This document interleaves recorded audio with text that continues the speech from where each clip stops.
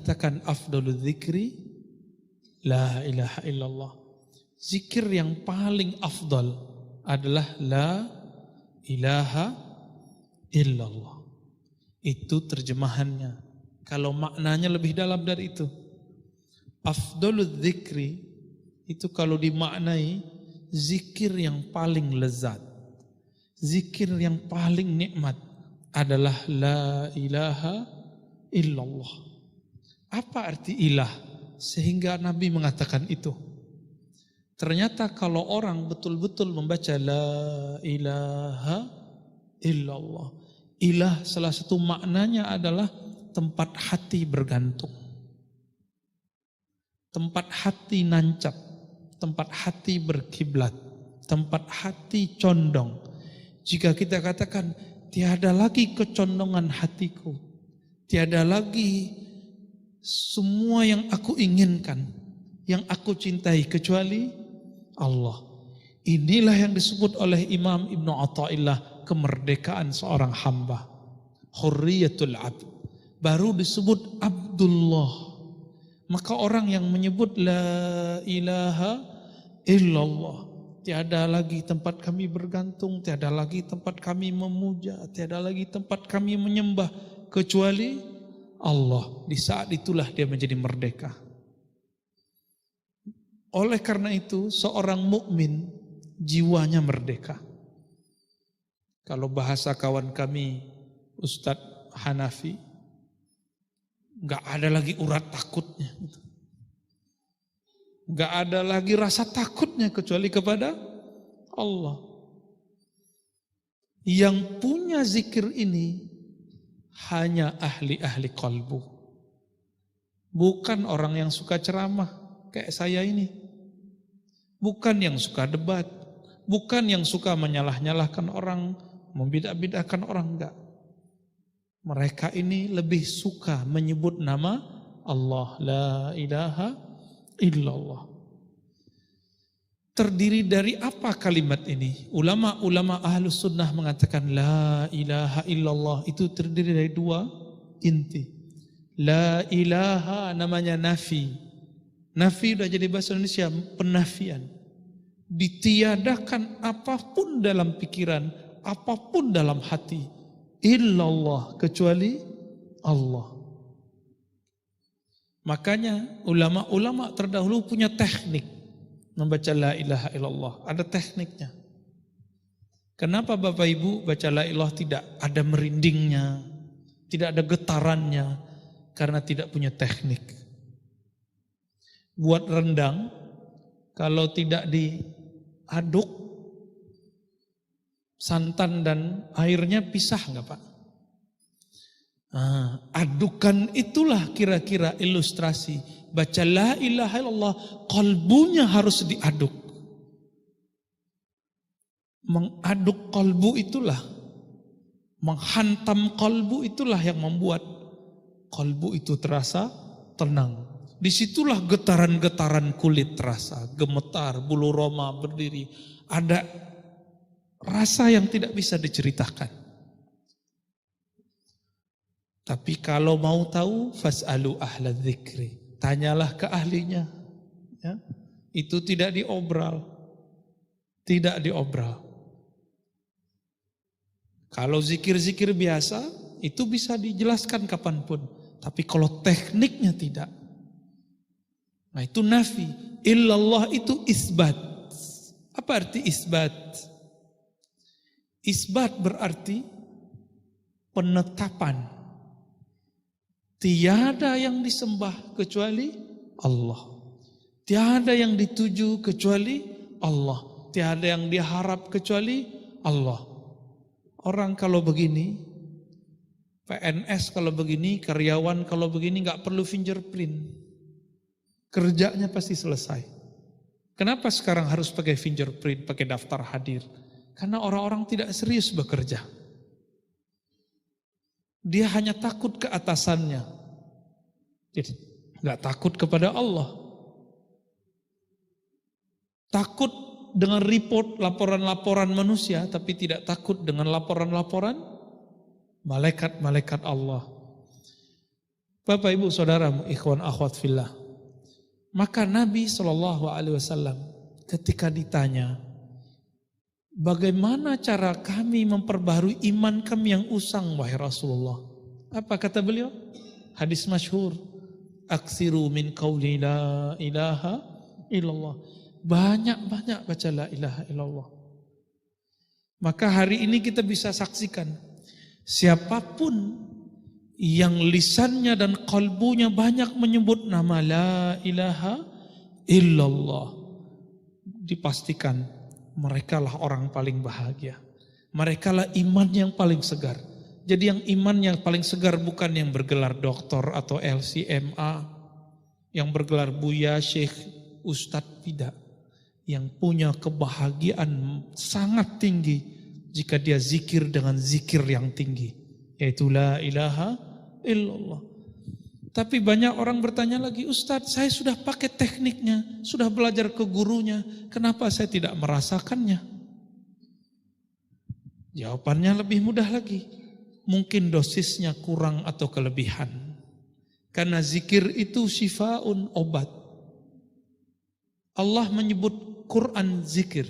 Inti dari Quran itu ya zikir. Zikir artinya ingat Allah. Mengingat Allah itu bagi kalbu yang sakit jadi obat. Bagi kalbu yang sehat, taraqqiyat, menaikkan kalbu ke alam malakut, alam jabarut.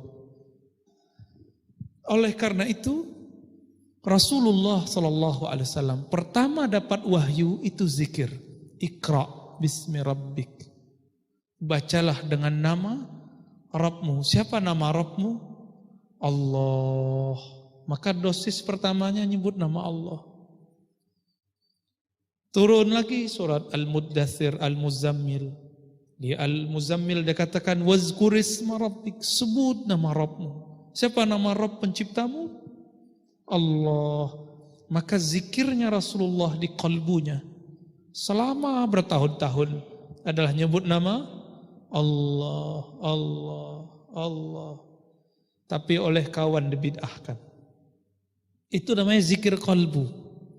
Kita menyebutnya zikir khafi, zikir halus. Jadi Nabi SAW sebelum zikir lisan, kalbunya dulu zikir. Oleh karena itu Imam Bahauddin Shah Naqsyaband mengatakan apa? Awal dari teknik zikir kita itu akhir dari semua teknik-teknik yang ada. Biasanya teknik-teknik zikir yang ada dimulai dari lisan dulu. Baru kalau sudah banyak pindah ke kalbu. Kalau Imam Bahauddin tidak. Dimulai dari kalbu dulu baru ke lisan. Dan ini sesuai dengan hadis Nabi. Riwayat Imam Bukhari disebutkan bahwa Itban bin Malik menyanggah Mahmud ibn Rabi'. Itban bin Malik menyampaikan hadis kepada Mahmud bin Rabi' dibantah oleh Abu Ayyub al-Ansari. Apa yang disampaikan mereka? Allah mengharamkan kepada neraka, innallah harrama 'alan nar. Mengharamkan terhadap neraka man qala la ilaha illallah min qalbihi aw nafsihi. Ini syaratnya.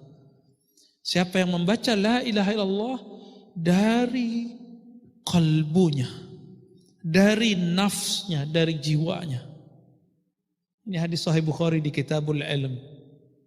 Kitabul Ilm, bab ilmu. Jadi Nabi memberikan syarat, tapi Abu Ayyub mengatakan, masa hadisnya gampang sekali untuk tidak dimakan oleh neraka, hai Mahmud. Apa kata Mahmud? Kalau gitu aku tanya lagi ke guruku nanti di Madinah, Itban, benarkah Rasulullah bersabda begitu? Dikejar setelah perang di Romawi, beliau pulang ke Madinah dan beliau bertanya kepada Itban, dan Itban mengatakan, betul, aku mendengar Nabi bersabda, Allah akan haramkan neraka untuk merusak, menyakiti, menyiksa orang yang mengatakan la ilaha illallah min qalbihi, dimulai dari kalbunya. Ini yang kita sebut isbat. Maka zikir la ilaha illallah disebut dengan zikir nafi isbat. Zikir meniadakan selain Allah, mengisbatkan Allah. Dan tapi walaupun disebut nafi isbatnya lebih dulu. Tetapkan dulu namanya di kalbu, baru baca la ilaha illallah. Inilah rahasia surat Ali Imran ayat kedua. Allahu la ilaha illa huwal hayyul qayyum. Allah dulu, Allah. Atau surah Al-Baqarah 255 ayat kursi. Allahu la ilaha illa huwal hayyul qayyum. Allah, Allah itu dulu, dimantapkan dulu. Ini yang disebut kurikulum berzikir. Namun kadang murid gak sabar, mau cepat-cepat ganti zikir. Abu Hurairah sabar dengan zikir 12.000. Kenapa kita gak sabar? Maka hitungan-hitungan zikir yang diramu oleh guru-guru kita tidaklah bid'ah. Itu termasuk kepada jumlah banyak. Uzkurullaha zikran katsira. Berzikirlah sebanyak-banyaknya. Oh, Nabi tidak pernah begitu. Tahu dari mana Nabi tidak pernah begitu? Maka Bapak saudara makan Allah, berzikir la ilaha illallah itu adalah mutiaranya ulama salafus saleh. Ingin ikut salaf, banyak zikir, jangan banyak berdebat.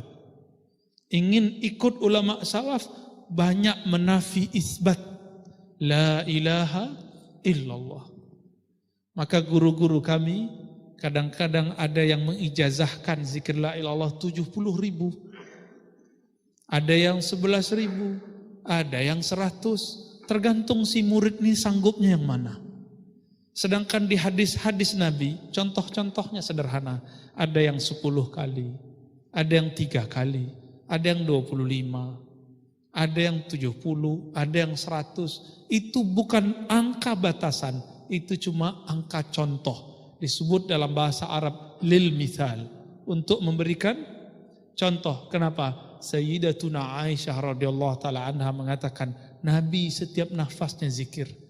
Yazkurullaha ala kulli ahyani. Dan Nabi mengatakan perumpamaan orang yang zikir dan tidak zikir, masalul ladzi yazkur rabbahu wal ladzi la yazkur rabbah kamasalil hayyi wal mayyit. Orang yang zikir itu hidup, orang tidak zikir itu mati. Maka kadang-kadang Bapak Ibu saudara makan Allah, kenapa kalau mendengarkan khutbah atau kajian kok hampa? Mungkin kami atau ustadz-ustadz yang berduduk di sini kolbunya belum connect kepada yang menggerakkan kolbu, maka tidak sampai ke kolbu kita, tidak sampai. Tapi kalau dimulai dari kolbu, itu sebabnya jika dimulai dari kolbu, orang akan menikmati saat dia baca innal hamdalillah nahmaduhu nasta'inu. Bukan sombong. Hari ini orang membaca innal hamdalillah karena ingin disebut bermanhaj A, B, C, D. Orang kalau baca Allahumma sholli ala Muhammad, dihilangkan sayyidinanya biar disebut anti sufi. Begitu juga sebaliknya, orang baca sayyidina biar disebut sufi, biar disebut aswaja. Biar disebut. Maka itu zombie ketemu zombie, kolbu mati ke lembu kolbu mati, gak ada hasilnya. Maka bergurulah ke ahli kolbu. Siapa ahli kolbu? Yang memakmurkan kolbunya dengan zikrullah.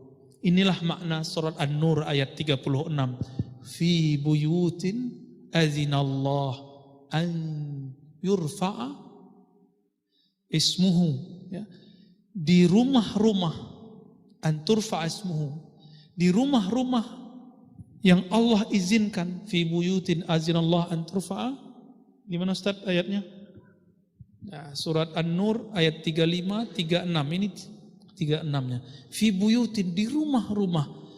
Ini rumah Allah bukan? Tapi apakah Allah tinggal di sini? Bukan.